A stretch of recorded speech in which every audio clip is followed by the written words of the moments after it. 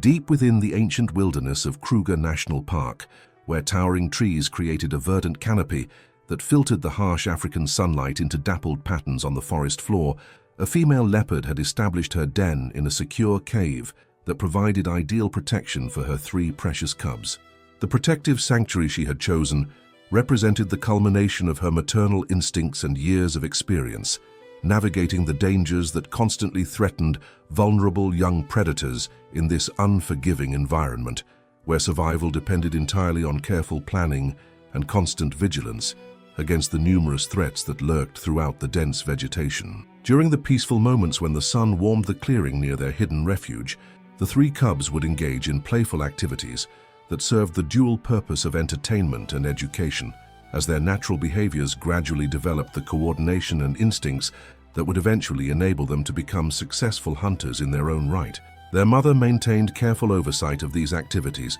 her golden eyes constantly scanning the surrounding area for potential dangers, while simultaneously encouraging the exploratory behaviors that were essential for proper development of their motor skills and predatory instincts. The educational process included regular excursions to nearby open areas, where the experienced female demonstrated the subtle art of moving silently through various types of terrain, teaching her offspring to recognize different environmental cues and understand the importance of remaining concealed from both potential prey and more dangerous predators that might view young leopards as easy targets. These lessons represented critical knowledge that could mean the difference between successful hunting and starvation in the competitive ecosystem of the African wilderness. On one fateful morning when dewdrops still clung to the broad leaves of the forest understory, the mother leopard departed from the den to conduct a solitary hunting expedition that would provide essential nutrition for her growing family. The cubs,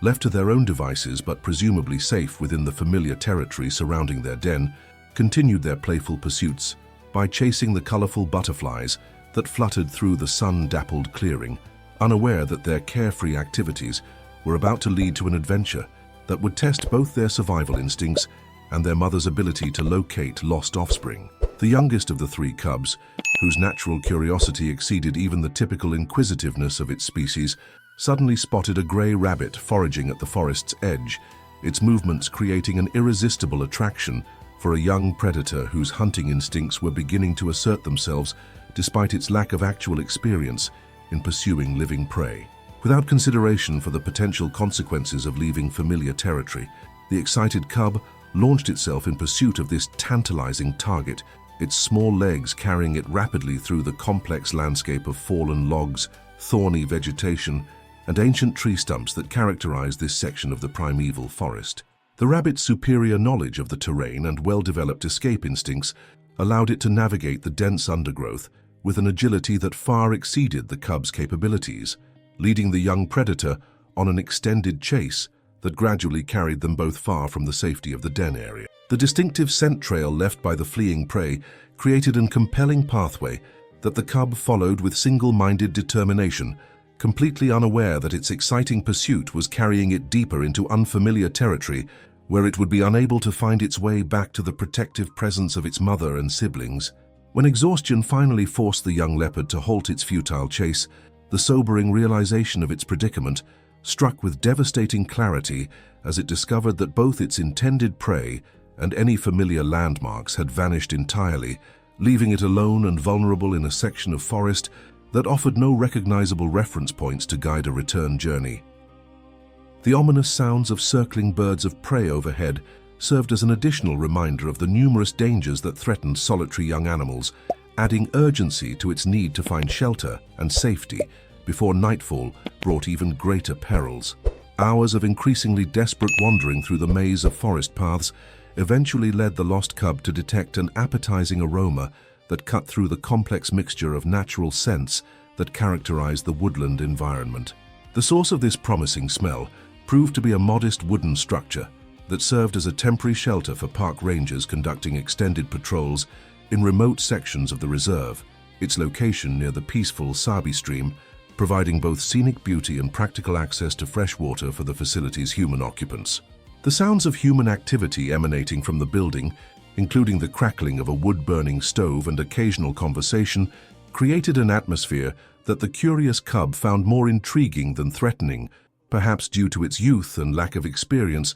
with the potential dangers that human contact might represent for wild animals. Moving with the natural stealth that characterized its species even at such a young age, the small predator managed to approach the structure without alerting the two domestic dogs that were resting in the shade nearby, their relaxed posture suggesting that they had not detected the presence of the wild visitor. The cub's exploration of the ranger station's perimeter eventually led it to discover a low window that provided an excellent vantage point for observing the activities taking place inside the building, where Ranger Ella McConnell was engaged in the routine paperwork that documented her recent patrol activities throughout the park. The intensity of her concentration on these administrative duties initially prevented her from noticing the pair of bright eyes that were studying her movements, with the focused attention that young predators typically directed toward any new and potentially significant stimulus in their environment.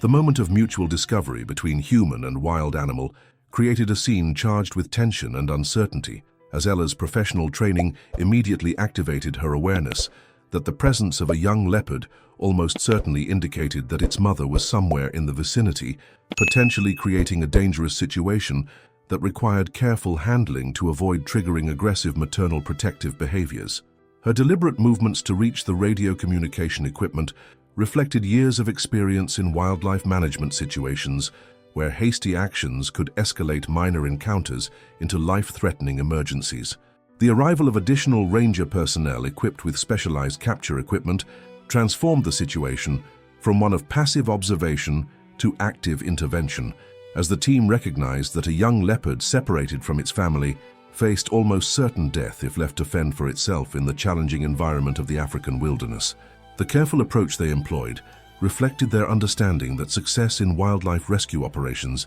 depended entirely on maintaining calm conditions that would prevent panic responses from the animals they were attempting to help. The capture process was conducted with remarkable gentleness and patience, as the rangers understood that traumatic experiences during rescue operations could create lasting psychological damage that would complicate future rehabilitation efforts. The use of comfortable bedding and appealing food within the transport cage demonstrated their commitment to making the experience as stress-free as possible for a young animal that was already dealing with the anxiety of separation from its family group. The transportation to the wildlife care facility represented the beginning of a comprehensive rehabilitation process designed to maintain the cub's health and psychological well-being, while preparations were made for the most crucial phase of the operation, locating its biological family and arranging for successful reunification. The veterinary examination that followed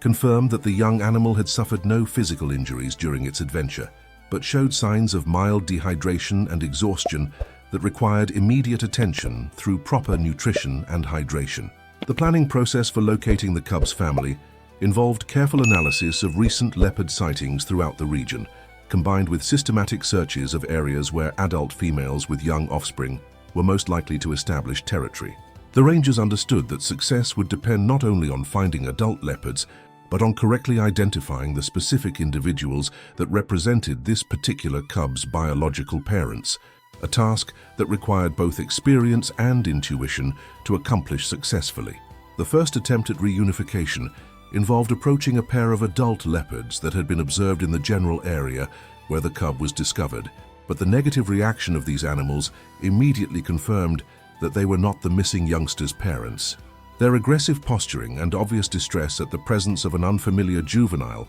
demonstrated the complex social dynamics that governed leopard family relationships and the importance of achieving accurate identification before attempting to return lost offspring. The expanded search that followed required the team to venture deeper into the most remote sections of the park, where human presence was minimal and wildlife behavior remained largely uninfluenced by external factors. The systematic approach they employed involved following tracks, analyzing scent markers, and carefully observing the behavior patterns of any leopards they encountered during their extended expedition into increasingly challenging terrain. The successful discovery of the cub's actual family represented the culmination of days of dedicated effort by the entire ranger team, whose persistence and expertise had overcome the numerous obstacles that complicated wildlife rescue operations in such a vast and complex environment. The emotional reunion between mother and offspring